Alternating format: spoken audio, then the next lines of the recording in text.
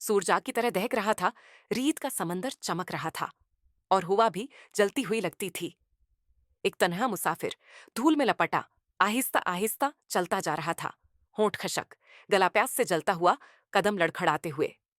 वो कई घंटे सफर करता रहा।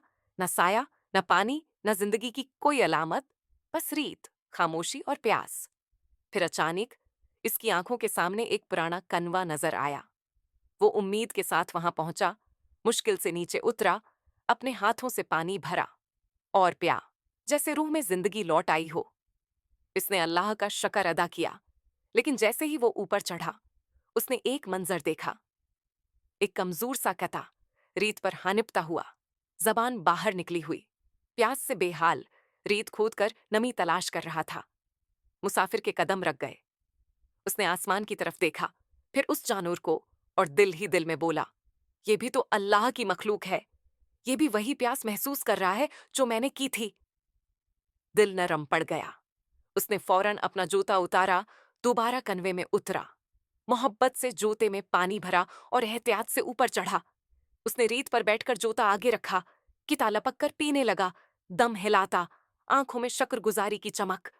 और मुसाफिर के चेहरे पर वो सुकून उतरा जो शायद दुआ से भी ना मिलता। रूहानी दिन मध्यम से उभरती है। और अल्लाह ने उस मंजर को देखा। नबी ने फरमाया, एक शख्स ने एक प्यासे कुत्ते को पानी पिलाया तो अल्लाह ने इसके सारे गुनाह माफ फरमा दिए। सही बुखारी। वो मुसाफिर अपनी राह चल पड़ा, बगैर ये जाने कि इसके लिए जन्नत के दरवाजे खुल चुके हैं।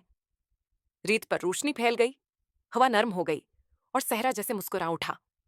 वक्फा, नरम धन के साथ याद रखो, रहम का वजन कभी कम नहीं होता।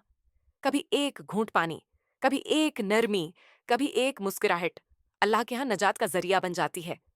लिहाजा जब भी किसी भूखे परिंदे, किसी प्यासे जानवर या किसी जरूरतमंद इंसान को देखो तो मदद कर दो, क्योंकि बस अल्लाह रहम करने वालों पर रहम फरमाता है।